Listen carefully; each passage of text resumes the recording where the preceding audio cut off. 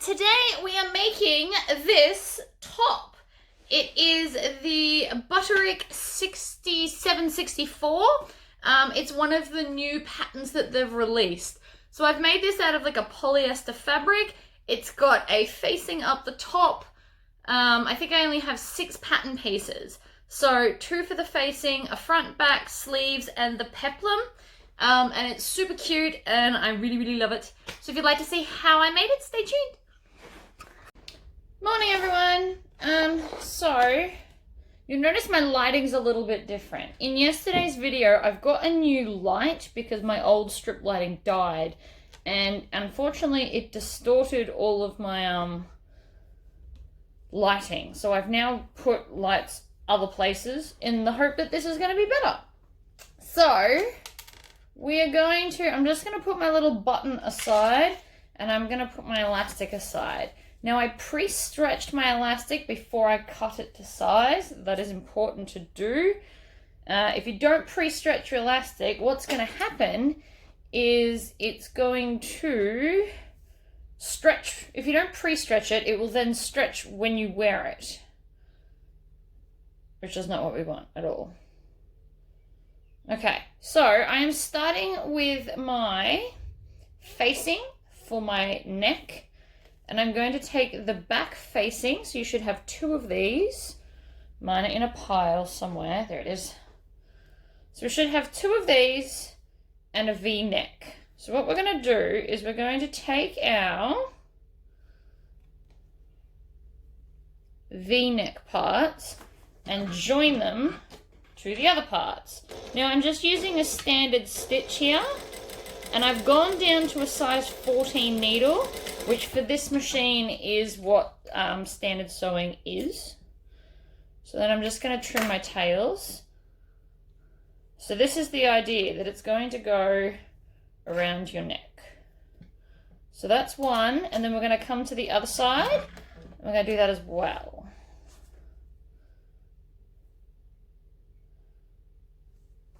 Now, seam allowances on clothing patterns are a little bit different to seam allowances on bags. Most bags do 3/8 or ½ an inch. Clothing patterns do 5/8 of an inch, so just a little bit more than half. Alright, so now that we've got our facing done, we're going to do the same with our main panel pieces. That's a sleeve. That's a sleeve.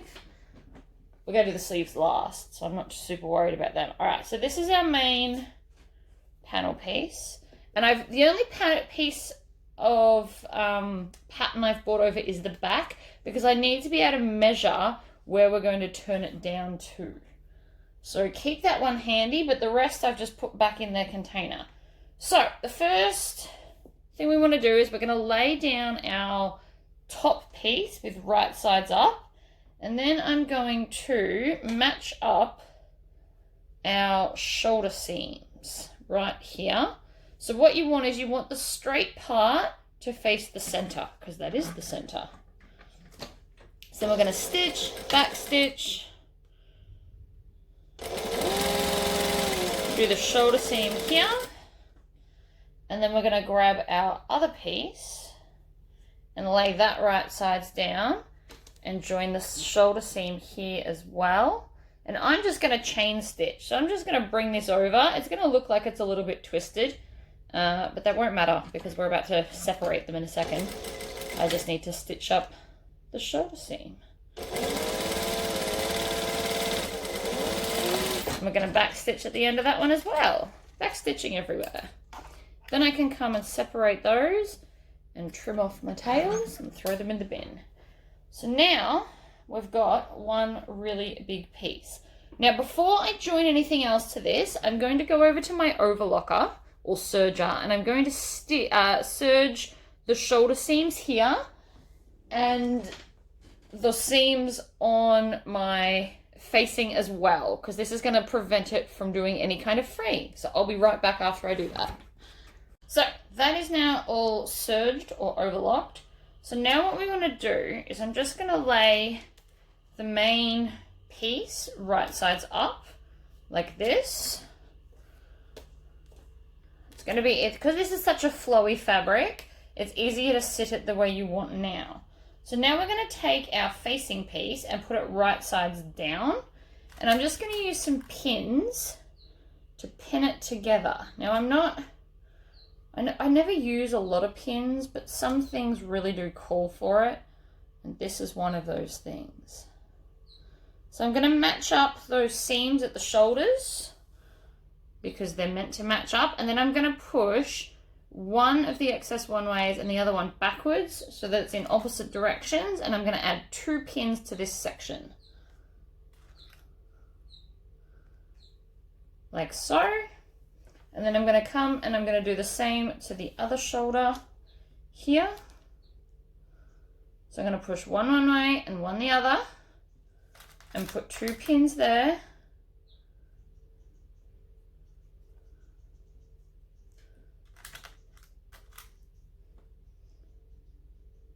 Like so.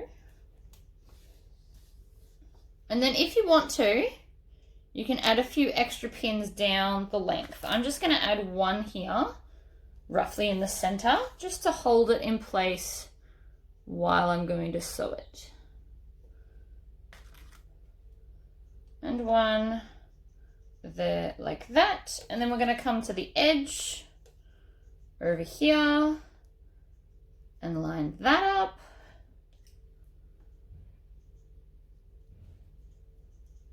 And then I'm going to put 1 more pin in the center. Whoops. And then same with the last back facing. So that'll be enough pins for me to feel comfortable that it's going to stay where I want it to.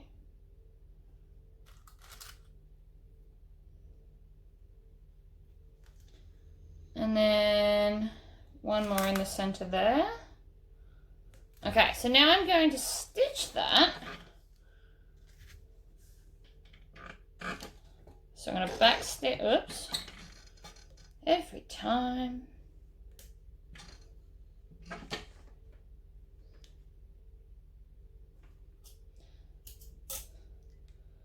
I do miss the light underneath the machine a little bit, but this is definitely better lighting for a video. So then we're going to back stitch. I'm going to pull the pins out as I go. Because this is a soft fabric, I don't want to snap a pin.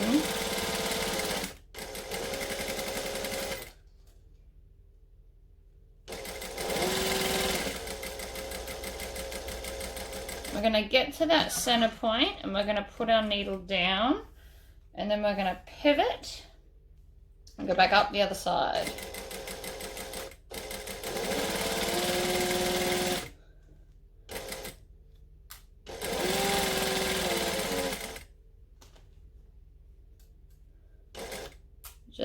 I'm just slowing down to pull the pins out as I go. I know a lot of people don't like it when I sew over pins.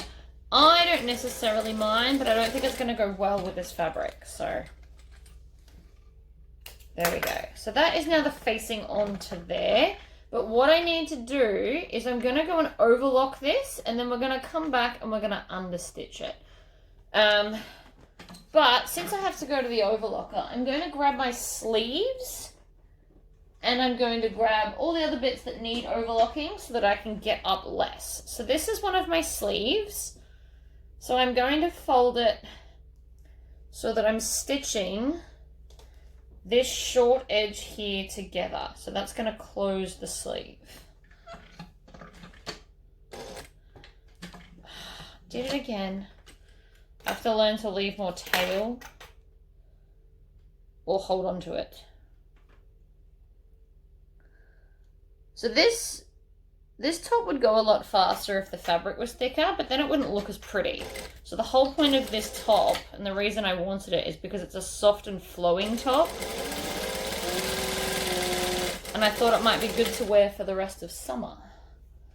So again, I'm going to fold the sleeve in half, right sides together, joining the short little straight edge.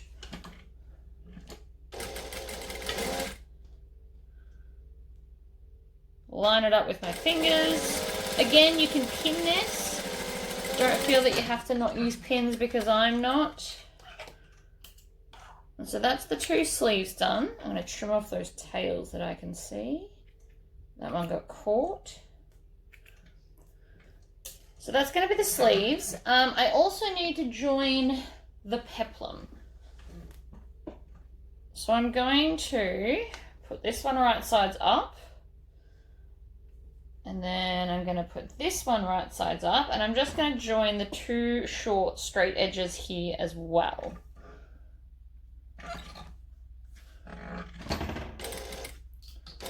Back stitch. Always back stitch.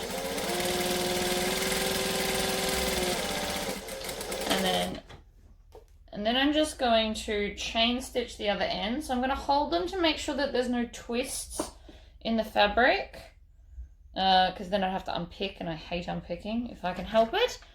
And then we'll just start at the other end and stitch these together.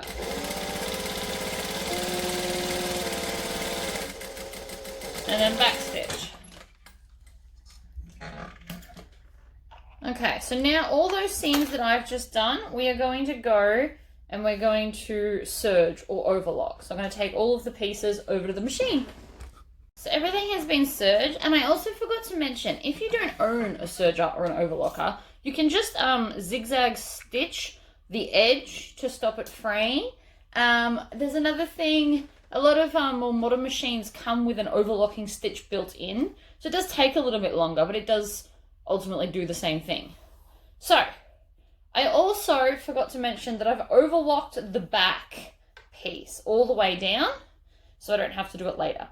So now we're going to do what's called understitching. So what that means is we're going to take the seam allowance and push it towards the edge of our facing, and then we're going to stitch about 1/8 of an inch from that edge. So we're going to stitch and back stitch. So you just want to make sure that we're stitching the seam allowance down. That is the main goal here, but we want to stitch it to the underside of the facing.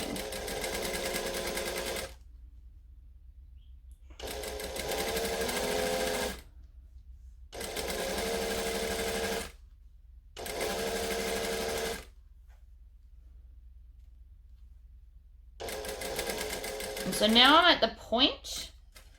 So I'm going to lift up my foot and readjust and then pull this down and stitch again. So I've actually overlapped a little bit here to get the point nice and pointy.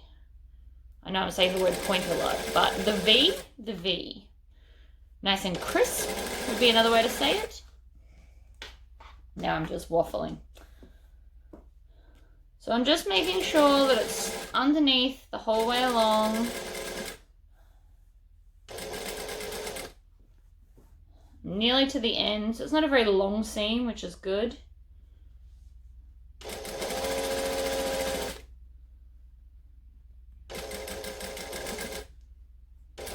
And then back stitch at the end to lock all of our stitches in place. And then I'm going to come and trim off that tail at the start.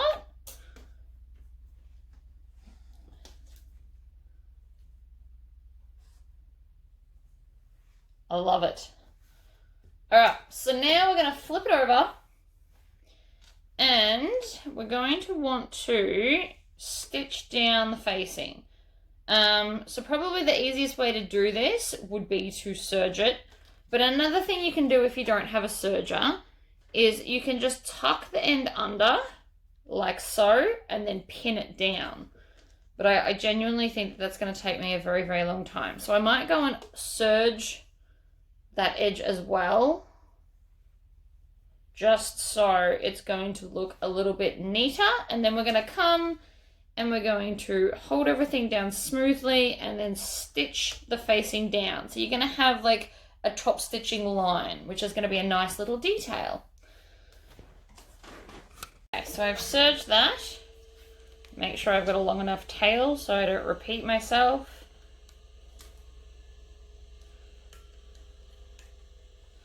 There we go. So I'm going to do it right sides up so that I can see where I'm going and making sure I'm catching that facing. And I'm not going to pin it, I'm just going to hold it. So we're going to stitch and we're going to back stitch. And then we're just going to hold it on the fold like so. And around we go. So I'm just going to keep adjusting it as I go to make sure that that seam is sitting right on the edge. And you always want to stop with the needle down.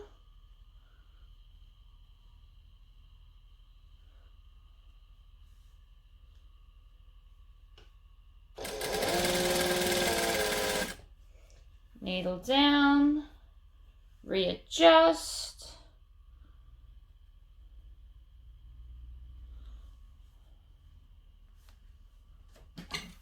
Actually, I think I've just slipped. Hold on.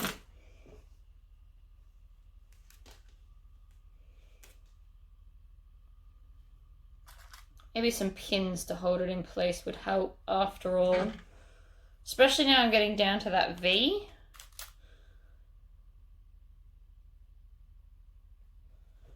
And this is a very slippery fabric, which is the idea, it's meant to be, but doesn't make it any less difficult to play with.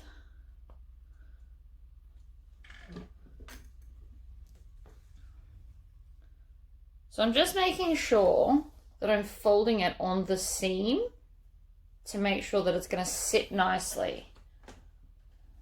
The whole reason we do all of this, because if you left it, your facing would flop around and then it wouldn't look as nice.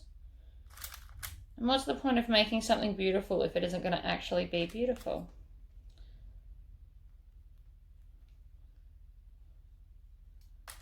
Softer fabrics require more pinning, for me personally anyway.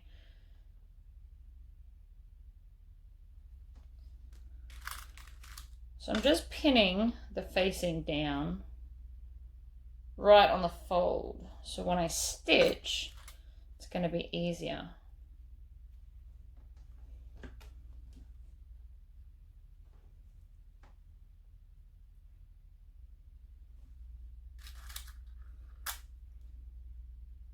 There's not really much more to tell you right now. It's just what I'm doing. So in actual fact, now that I've pinned it, I can actually sew it with right sides up so that I can see what I'm doing. So I can start from the other end. I'm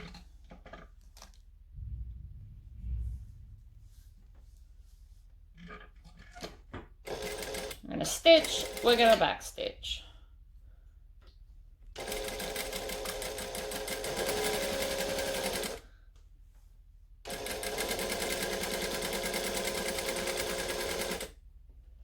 I'm going to fold it. I'm going to try and keep this straight as I can.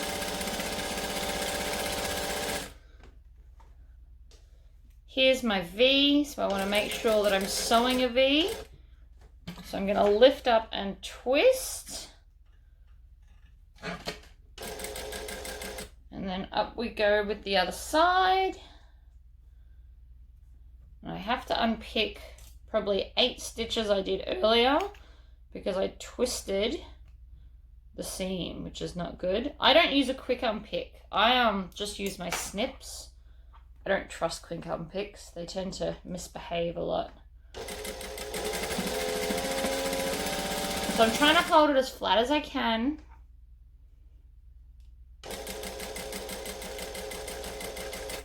And then when I get back to my original stitches, I've just back stitched. Trim the tails, and then I can go and pull out all of my pins. You can hold more pins in your hand if you grab it by the pin part and not the ball on top. Okay, so that is now that edge done.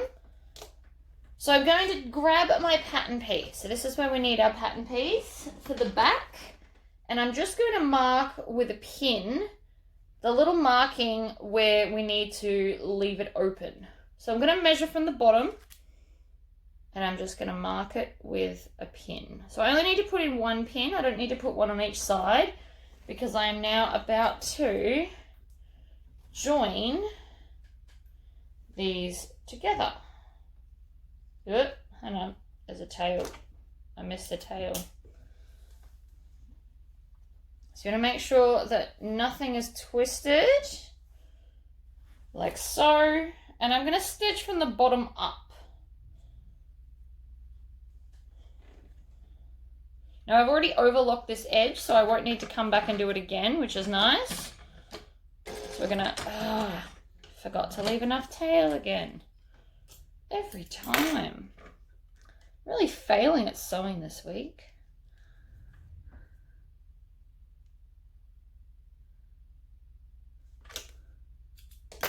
I always chop to get a clean edge. All right, that should be more than enough. And back stitch. Then we're going to line these up and off we go. And then I'm going to line up this end as well.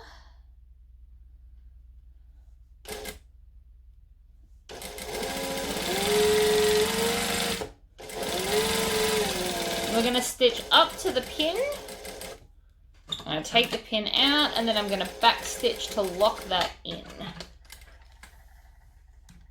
Oh man. Excellent. So now the back is shut. So now it's technically, I can stick it on. Stick it up and over. But I'm going to make a little cut, just probably 1/4 of an inch down from the stitching I just did. So I'm going to chop in towards the stitching. And the reason for this is because now, for this last little bit, I can fold over that seam allowance so that where it's going to be open at the top, there are no raw edges. And then I just want to pin that down. You don't even have to, if you've overlocked it, you wouldn't need to double fold it if you don't want to. I still am, because I think it's going to look neater.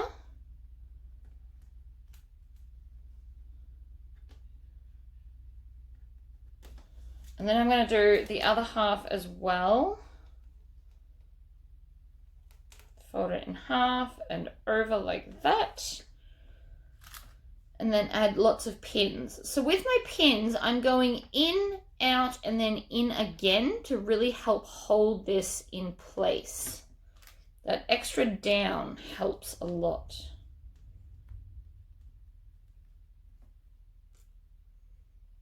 And I'm also putting them perpendicular to where I want to sew so that I can sew over them if I choose. If I put them in this way, I am more likely to snap a needle than if I do it the way I am.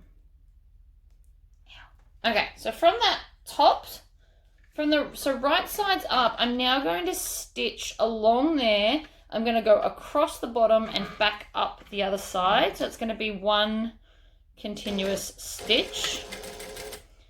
Now I'm going to go slowly, and I'm doing it pretty close to the edge because it was a thin seam allowance that I folded over. So then we're going to pivot and go across, needle down, pivot, and go back up the other side. I'm also going to pull out the pins on that side so they're not in my way.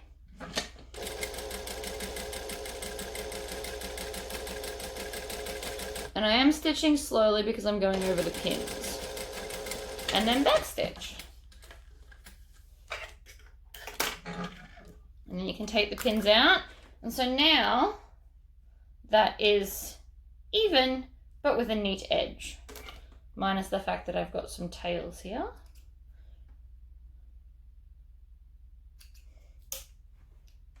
Okie dokie. So now we want to go down each side of the arm. So we're going to close the armholes and the side of the top. So we're going to stitch. Did I seriously do it again? Oh my goodness. So we're going to stitch down each side, and then I'm going to go over and I'm going to serge them. And then we can add the peplum to the bottom. And then it's just the elastic, the sleeves, and we're finished. And hem everything. I'm going to use a roll hem for this, I think.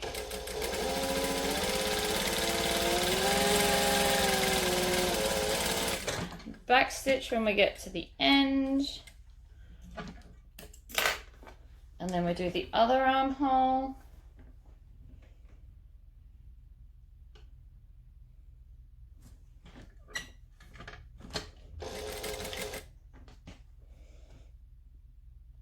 So these pieces of fabric, even though it's floaty, stretchy, fiddly fabric, they should still match up.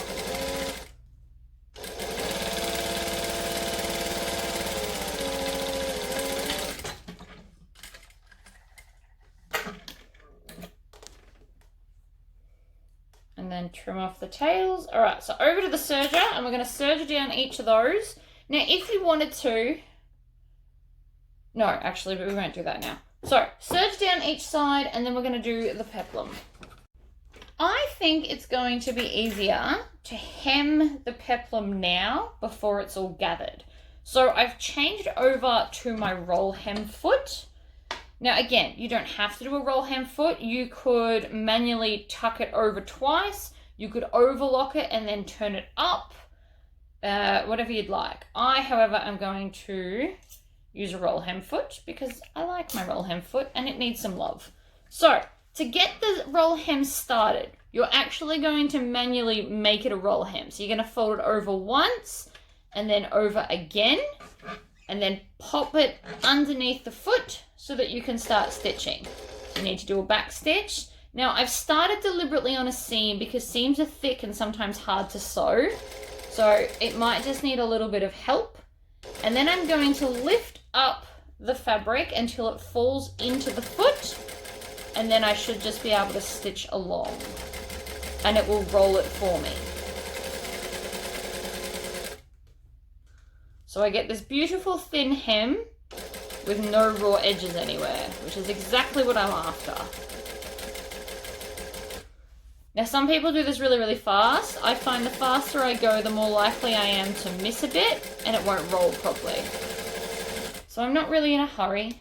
You also don't want to pull on it because you'll stretch it and get a super lumpy kind of hem. But that is a really, really small hem. This is a 3/32 or 2.4 millimeter roll hem. So it's very, very tiny. You can get different sizes.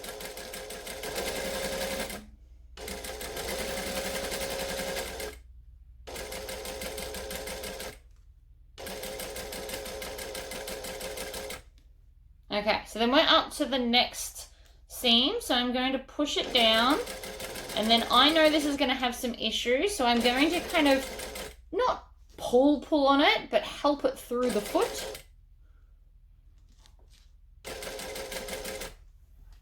And then we're going to continue on.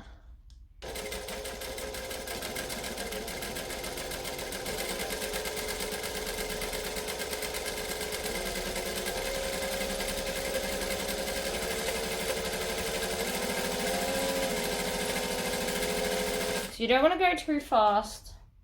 And I'm also nearly back to the start already. Now, as you get closer to the start again, if you've done a loop, you'll find that this will start rolling under all by itself, and then it'll eventually want to come out of the roll hem foot. So for the last probably 2 inches, you lift your foot up and it will all naturally roll to where it needs to. And then you can stitch it and back stitch it. And then trim off those tails.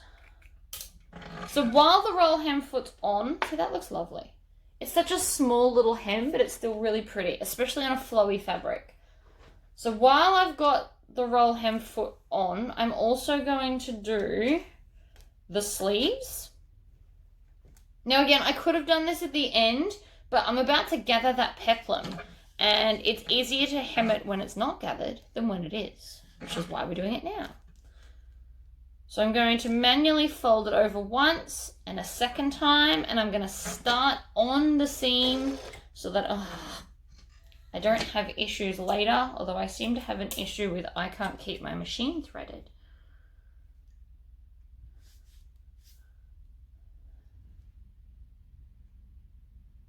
Please know that this doesn't happen half as much off screen. It's apparently something that I only do when recording.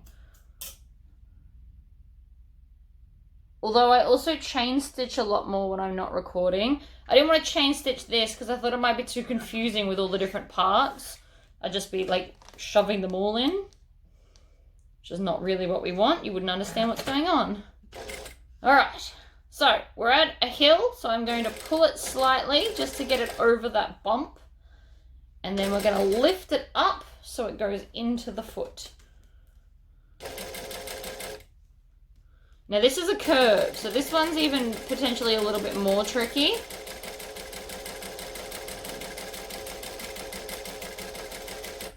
So I won't be going fast at all with this because it's a big bell curve.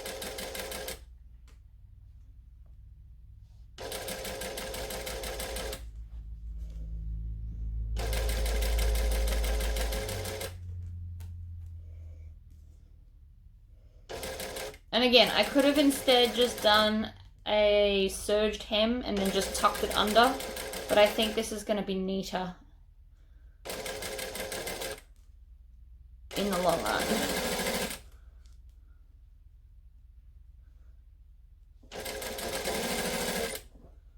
So I'm over halfway. I'm going to come and trim this tail off because it's annoying me just while I'm here. That's another reason I like to chain stitch. I don't have as many tails.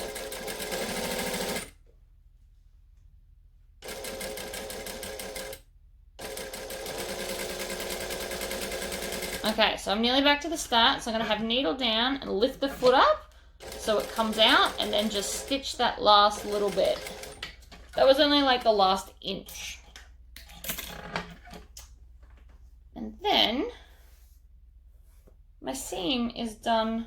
All right, next one, last one actually, and then we can go back to normal sewing.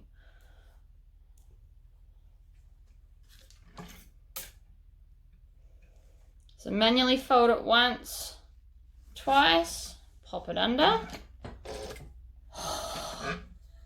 Every time. Silly, silly me. It's my own fault. I need to set it. When I pull it, I should set it so that this is already down, so it's not going to continue to pull it like that. All right, manually hold it, and then we're just going to help it over that bump. A little bit more. There we go. Okay. So roll hem does take a little bit of practice. It's not impossible to do. Mine's going to be a little bit kind of wonky. That's partly to do because I haven't changed the tension on my machine even though I'm using a different fabric. And also just because it's a super light fabric.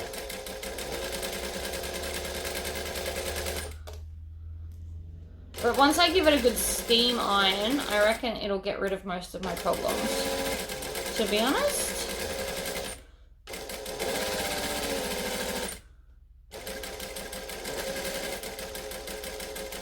Alright, home stretch, lift it up, back down, and then back stitch at the start. Excellent! So that's my hems on all of my sleeves done. So I can go back to my normal foot now. Which I don't actually need a Teflon foot for this particular project. It's just, I always use my Teflon foot. I have so many other ones, but you know, you stick with what you like. So I just need to get rid of those. So now we're up to attaching the peplum to the bottom. So you want to grab it.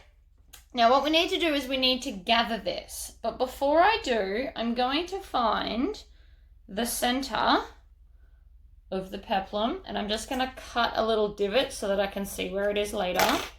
And I'm going to do the same with the other side. So I'm going to grab the seam and put the seams together, because these are the same size pieces, like that, and then out, and then do a little clip.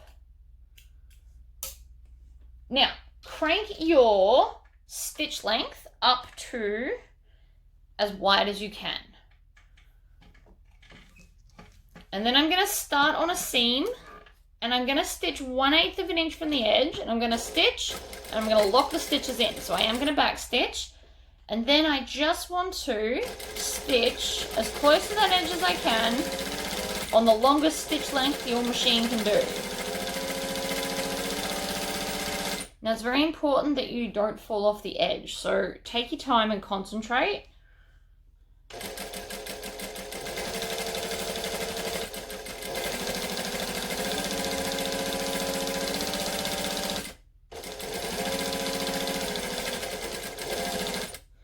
We're going to continue around.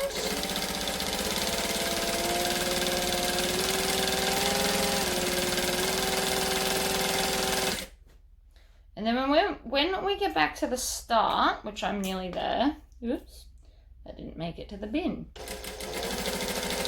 I'm going to stop, I'm not going to stitch over it. I'm going to stop 1 stitch before, and then I'm going to pivot, and I'm going to do 1 stitch down, and then I'm going to pivot again, and I'm going to go back next to that line.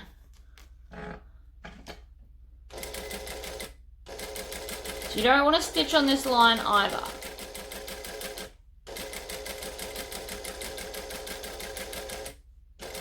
And you might notice that it's already started gathering.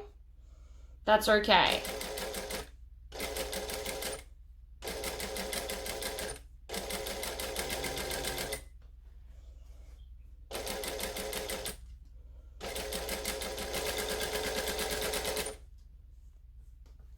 This side's always a little bit more tricky because you really can't stitch over the original stitches, and you don't want to go too far in because we don't want to see these stitches later.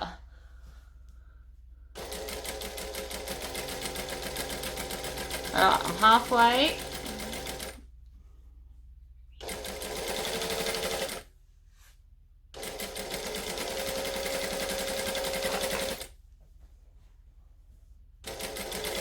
And then when we get back to the start, just here somewhere I'm sure, we're then going to backstitch.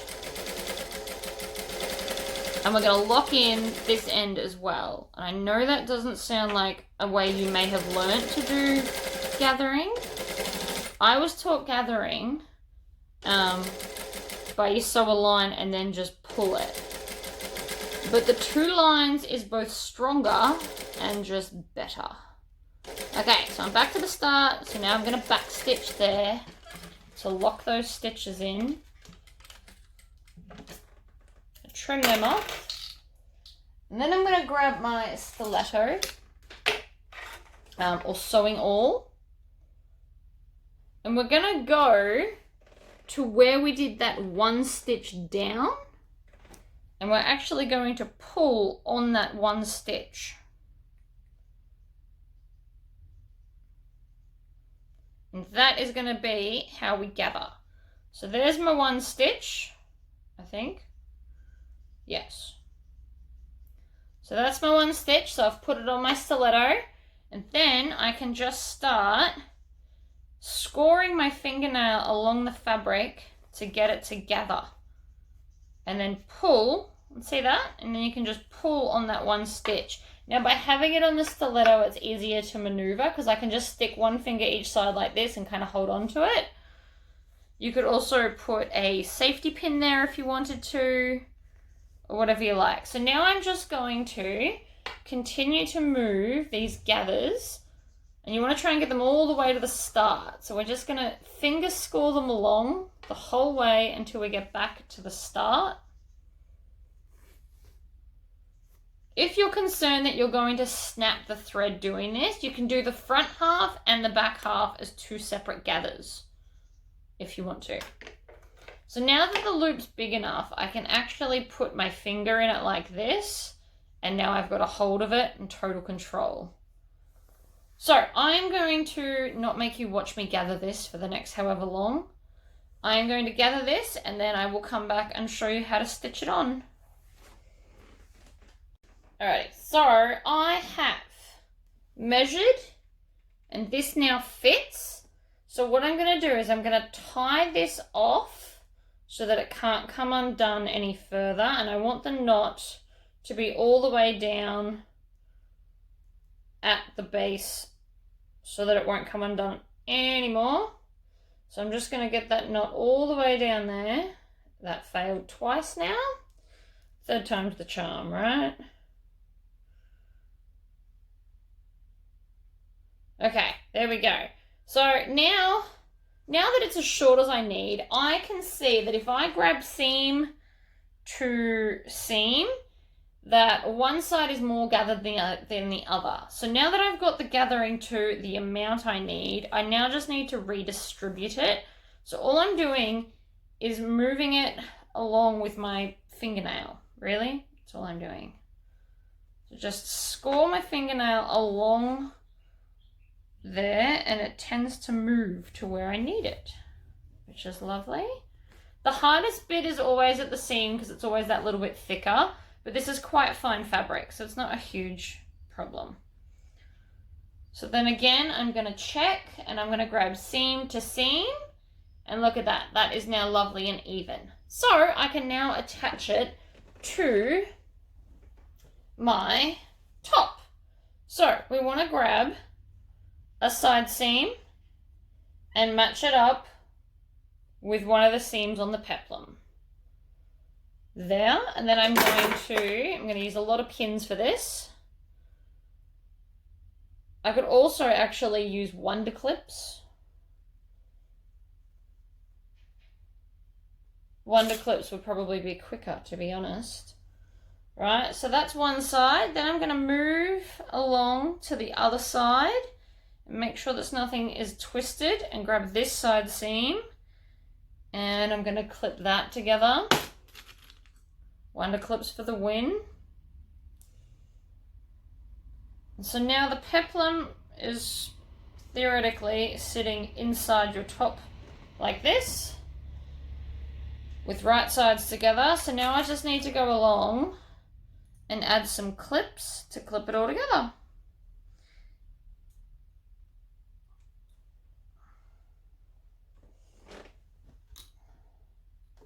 So I'm going to lay it down, make sure it's all even. You want your gathers to look as even as possible. You don't want them all at one end and not the other, or just all in the middle.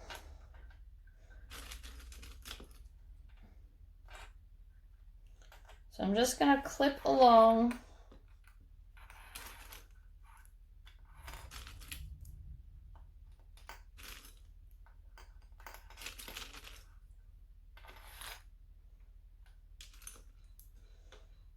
And I will be sewing this with the gathering facing up because I want to be able to see where it's moved to or hasn't moved to or whatever.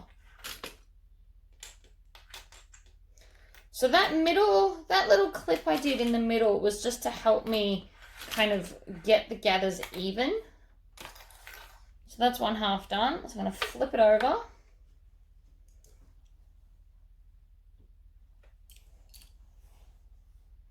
Push the peplum inside like that. And continue on.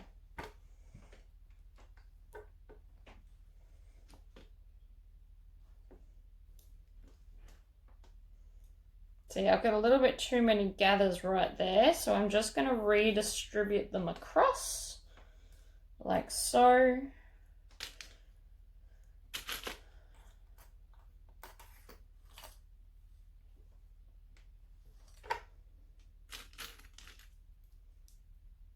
But I do have an even amount of gather between points A and B, which are the two side seams, which is what we want.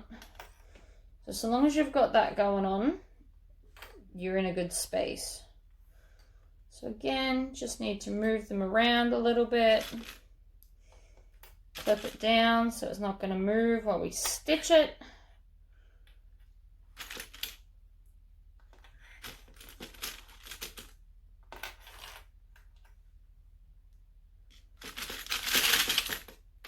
I know this seems like a lot of clips, but it's easier than it moving.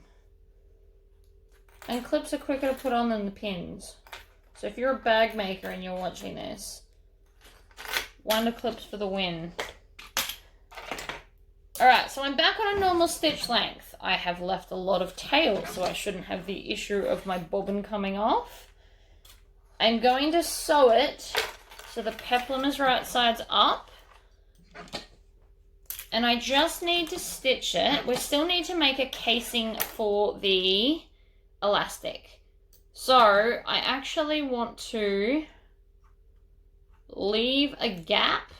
So I'm going to leave it at the side there. I'm going to leave a gap so I can get the elastic in later. And I'm going to stitch down all of my ruffles, gathers, whatever you want to call it. Now I'm stitching on just past the second line of stitching because I'm going to overlock the other edge after the elastic's in. You just want to keep moving it around so that it's sitting flat in front of you.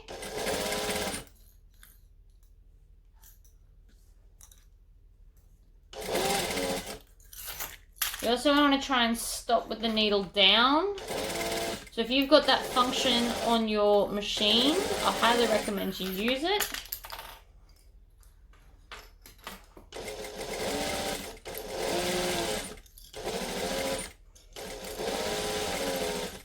Uh-oh, I just ran out of bobbin thread. I heard that. Okay, so I'm going to pause.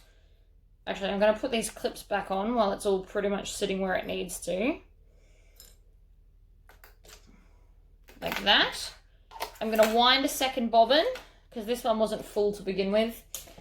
And then we will come back and finish stitching around the edge. Okay, bobbin is full. Let's continue around. I did back stitch at the start.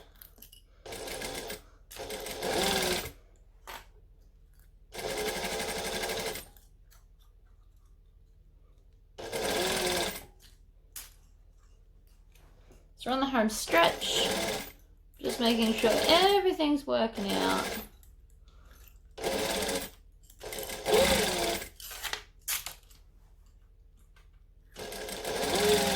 And don't forget, we want to leave a gap so that we can get our elastic in.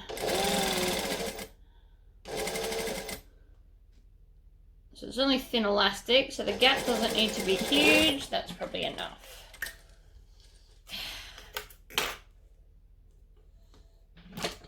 So now that we've done that, we need to make a channel for the elastic to live in.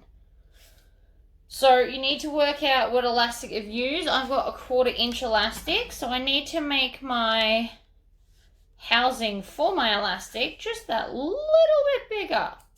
If I do it smaller, it's going to be painful to try and thread through. So I'm more likely to do probably 3/8 of an inch just to make sure that my elastic will in fact go through the hole.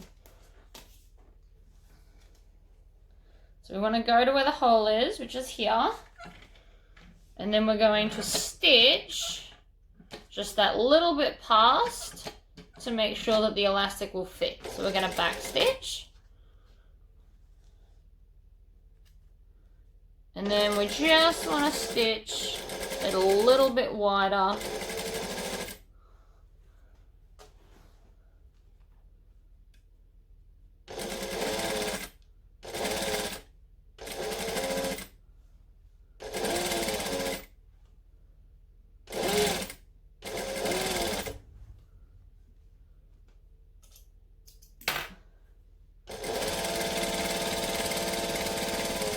So this one should go a lot quicker because everything's where it needs to be. Which definitely helps our cause. And then we're actually going to serge this once the elastic's in. So all this messiness on the edge will be gone. We're going to trim it off.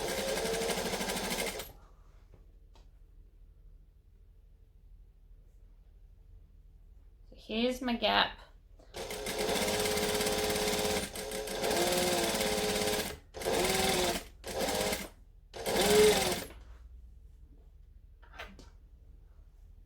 Here's my gap here, so here's where I need to get to.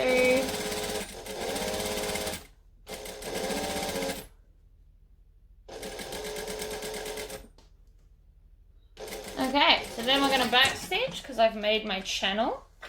And then you need something to thread your elastic through with. Now I usually have a bobby pin, not a bobby pin, a safety pin on hand. But of course it's not sitting where it's meant to. So I'm going to have to go find one.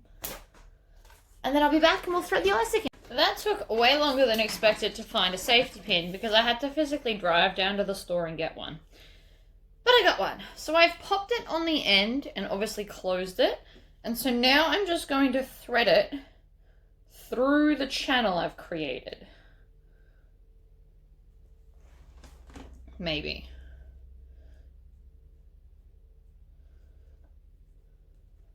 So the first bit's always the hardest because you've got to try and get the tail through because it's always a bit thicker. So I'm just going to do it a little bit at a time. Now again, this is a quite skinny channel, so I did pick a small safety pin to get it through. You could also get a bodkin, but my local shop did not have one, which is why I'm with safety pins. So you just want to thread it on and then pull it so the elastic's going through.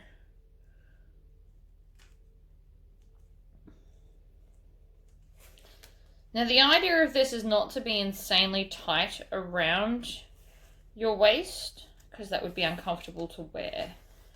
We also want to make sure that we're not twisting the elastic as it goes in. You want it to go in smooth and flat.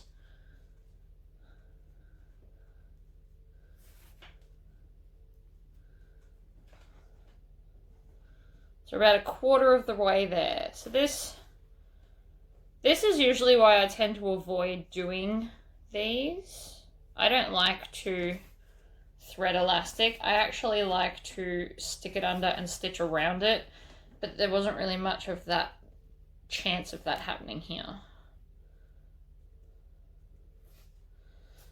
You just want to keep pulling it. We're going to pull it basically until it gets to the end, and then we're going to start getting sneakier.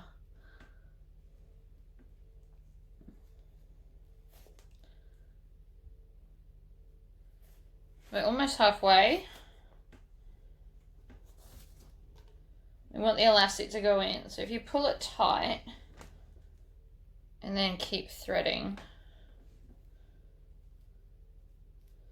And as you can see, I'm not really having any issues with my channel at this end because I have made it wide enough. Just that little bit extra than 1/4 inch has made this much, much easier to thread.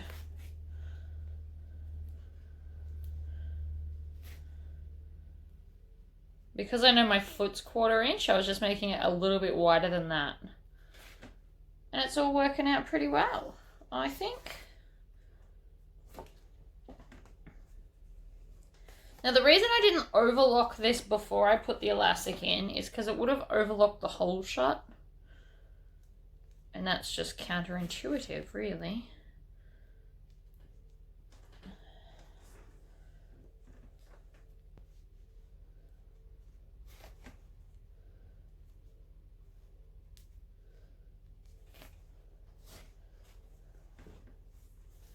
I don't really have many tips on threading elastic. I do usually avoid it, so it's not really something I have to do very often.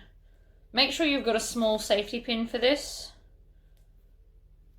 I ended up buying a whole packet for $3 because that was my only option if I wanted to do this today.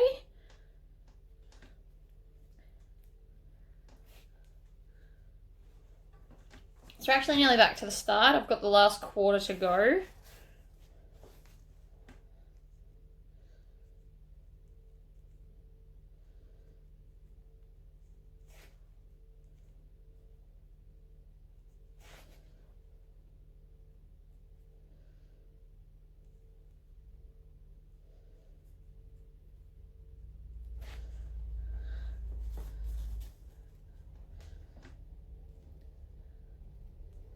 quite happy for it to have a bit of gathering, because it'll be easier to stitch it up if it's loose.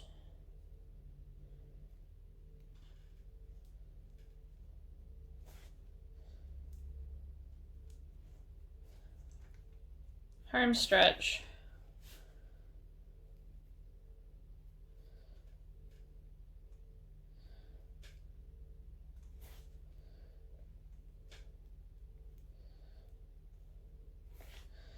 Oh, it looks like I got a little bit thin here.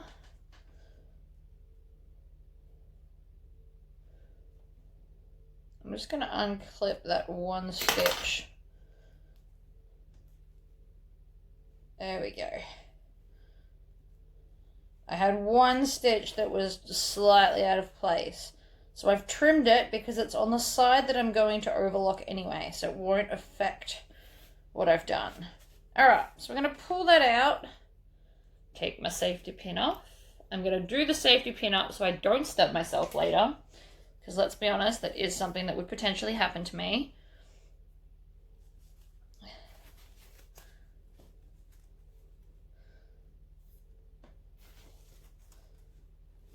So I'm just stretching it out to make sure that the elastic's going through well.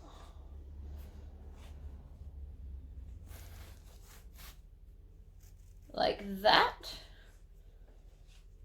And then I know I deliberately left a little bit extra because I knew I had to chop it off. So now I'm going to overlap these and then just stitch them together. So you want to try not to twist it. So it's going to go there, on there. And then I'm going to put it under the foot, and I'm just going to go backwards and forwards to lock it in.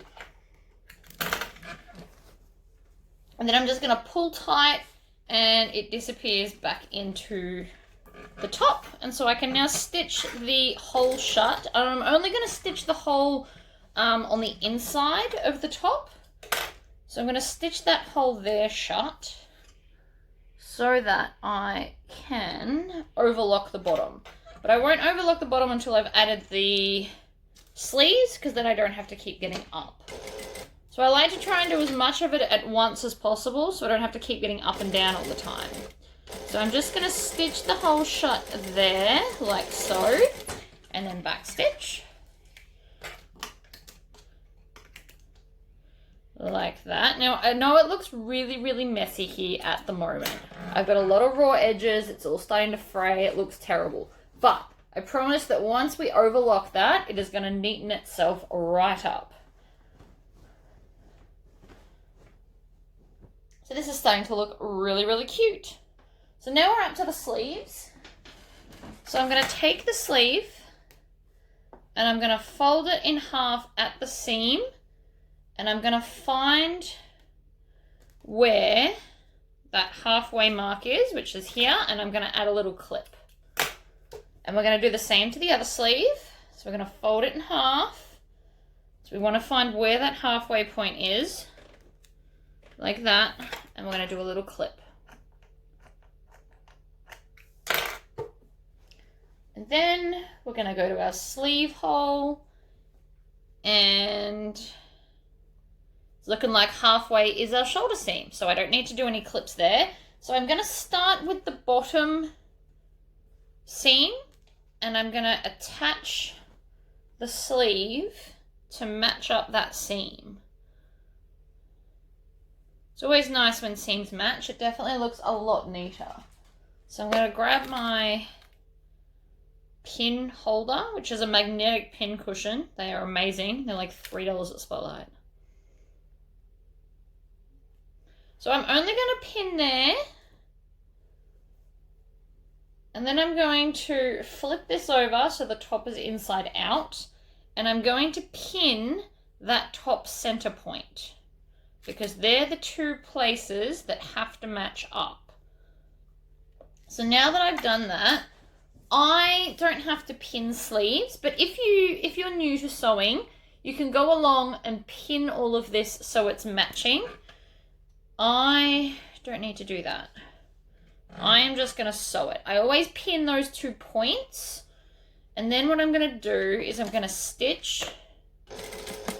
And I'm going to pull the pins out so that I don't back stitch over them, because that's never a good idea. I'm going to move Scully out of my way. And then I hold the sleeve like a 3D object. So I'm basically using my fingers as the pins so that everything's matching and lining up. Everything's even. And then I'm just going to stitch around. So I'm holding it up and I'm curving it under the needle. And then I'm going to flip this over so that it's not distorted. Then I'm going to get to that top seam point, which way you want to look at it. And then I'm going to do the same to this half of the sleeve. So I'm just using my fingers to be the pins. So I'm lining it all up and I'm kind of pulling it. I'm pulling it out like this so that it's taut and that everything's matching up. And I'm just using my fingers instead of pins, which makes it a little bit quicker to do. But don't feel that you have to start off like this. I used to pin it and it used to take me ages to pin it. But I decided I wanted to learn this way because obviously that was much, much quicker. I'm going to pull that out. And so now the sleeve is in and it looks awesome. I think I'm really going to like this top. And I did this top, I actually purchased this pattern because all of my patterns are older that I've got at home. And so a lot of them are discontinued. So I'd hate to inspire you only to not be able to make it. So this is one of McCall's new patterns. Well, it's new in Australia anyway. So I thought this would be a fun one to make. And then my wardrobe's got something a little bit modern in it. And this fabric was actually off the clearance table. So I don't remember which one I got it from. I got a lot of Spotlights. But whichever Spotlight I went to, they had a sale on the clearance table fabric. Whereas if you buy 3 or more meters, you get it half price. So I bought 3 meters. And now I've got enough left over that I could make another simple top. So I will most likely do that with the leftover fabric, or I will make doll's clothes for the kindergarten. It could go either way. Alright, so I have pinned the top. I've also pinned this seam so it goes the same way. You don't want your shoulder seam to be twisted. It'll sit funny on you. And then again, I'm going to pop this under the needle. So I've got the sleeve facing up. And then the shirt is on the outside, so it'll be underneath. So I'm going to stitch and I'm going to back stitch. And I'm going to stop with the needle down. And then I'm going to position my fingers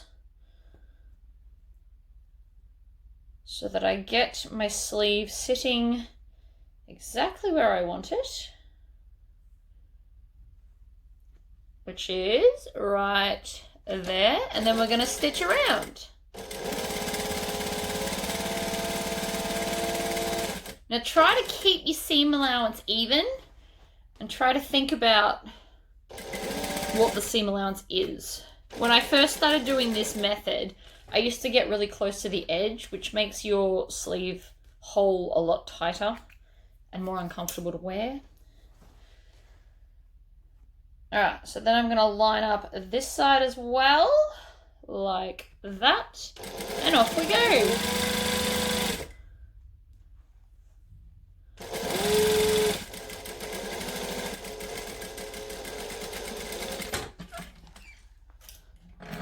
So now everything is sewed on except the button. I'll do that in a minute. But we just need to overlock it. So I'm going to go and overlock it, and then we'll add our button and buttonhole to the back. I've got this shiny shell looking button. I don't know. I found it in my button container, so I figured that'll do. So I'm going to use that one because it's like a bit of bling. And then we just need to make like a loop to go around it, and the shirt will be done. So give me a minute, I'll overlock it, and then we will make the buttonhole. So I'm going to do something strong and fancy. So what I've got is I've got 3 strands of thread here, and I've tied them at the top, and I've got like a little loop at the top. So what I'm going to do is I'm going to hook that on my needle and put the needle down just to hold on to it, and then I'm going to plait this. So this is going to be the loop that goes around the button, because I don't have any loopy kind of elastic here. Otherwise you could just do a little elastic loop out of some thin elastic, but instead I thought I'd plait this because it's going to make it strong and it's going to go around the button. So I can plait relatively fast. This is obviously not the fastest, but I'm more concerned about getting knots in the end. So I'm just plaiting this to make it as strong so I don't have to redo this every however long.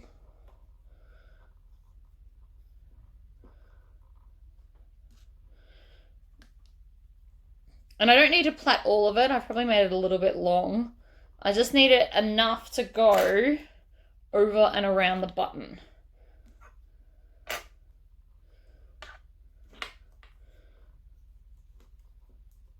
So I'm just going one over the other. You can see it because my shirt's so dark. I don't have to do too much more. And my fingers are starting to hurt. I don't know how I used to do this so often. It's like friendship band type deals. Alright, that's probably enough. So I'm just going to loop it around and knot it off at the end of the plait, like that. And then I can lift up my needle and take my loop off. So you're not really going to be able to see it, but it is plaited. And the main reason I did that is because now it's insanely strong. So I'm just going to chop off some of the tail because it's in my way. And grab some more thread so that I can tie all of this on, and grab a needle. So we're going to hand stitch all of this. Yay. I don't love hand stitching, but shank buttons have to be hand stitched on. So a shank button is where it's got this part here, which is a shank instead of the holes. If it's got holes, my domestic machine can sew it on. So I'm just going to wrap that tail around to create a nice strong knot in the end. And then I'm going to take my top at the back and my button, and I can even come in from the back and go through the shank button. Now I want it to sit nice and close to the edge, like, whoops, that didn't work at all. My knot at the end isn't big enough, so I always wrap it around, usually about 5 times, because anything less tends to not hold. But I'm just going to put another knot on top of that first one to make it insanely huge so that it won't fall through again, because that was very inconvenient. Okay, so button where you want it. I'm going to come up from the back and go through and then straight down the other side, like so. Right, that one is a much better knot. So we're going to go through and then back through the back. So when I go up, I'm also going through the shank of the button. And even though I've doubled this over, I still want to do this a lot because I do not want my button to fall off. And considering I don't hand wash things, I need the button to survive the washing machine.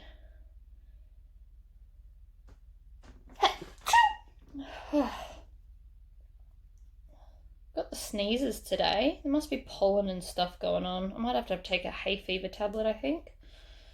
Alright.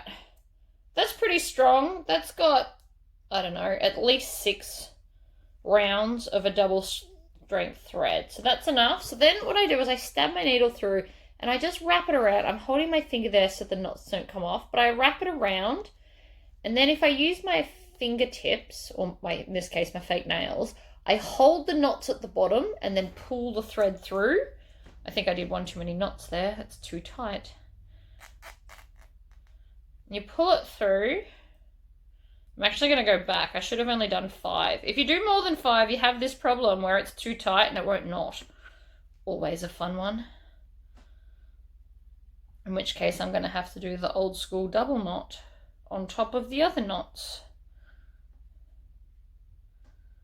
And then I'm just going to pull that nice and tight and trim off those tails. And so now my beautiful plait has been knocked off the table, but that's right, there it is there. So now we need to make a loop for the button. That's what we're making here. So we're going to make a loop that goes around the button like this and then attaches itself to this side. So it can hold it open, but we can also undo it when we need to. So all I need to do is I'm going to hold it where it needs to be. You don't want it too loose, but you don't want it too tight. If it's too hard to do, it's useless to you. All right, so that's where I want it. I might even, I'm just going to clip it together like that. I might even be able to stitch my loop down by hand. Now, the pattern does come with a way where you hand stitch it and then loop around it and kind of wrap it instead of plait it like I did. Oh, that was silly of me. My machine's not threaded. But I reckon I can back stitch back and forth over that plait that I've done to hold it in place. You could also get some nice cording if you've got like some nice trim cord. That would also be quite pretty here. I never fully thread my machine. I always just pull it through, but that's okay. It's not that difficult. It just saves in a little bit of time.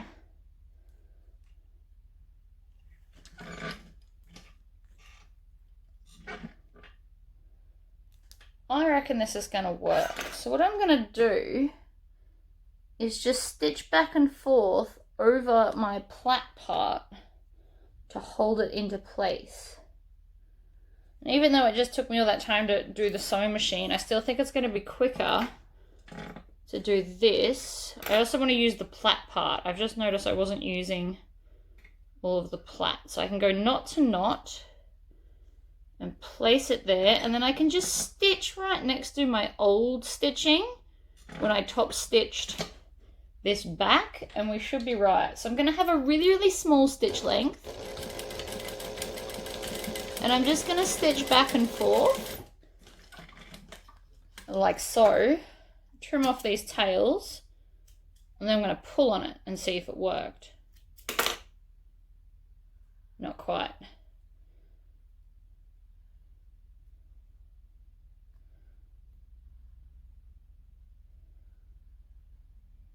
I got one side nice and locked in, just not quite the other. So I just need to make sure my loop's still big enough.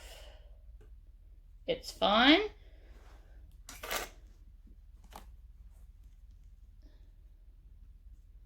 Alright, so I've pulled that back to the knot. So now if I just stitch over that knot, we should be fine.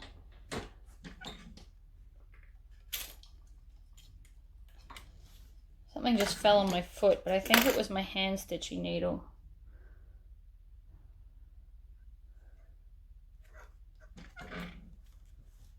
Alright, so pull my knot back to there.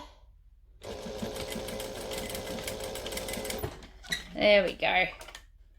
All done. So now we have a loop for our button.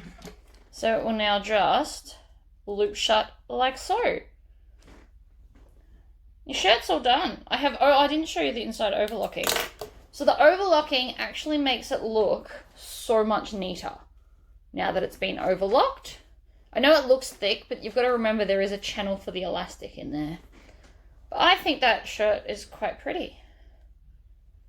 Yay to a new wardrobe. Alright guys, I'm going to go and go back to my orders, but thank you for tuning in, and I will see you next time. Bye!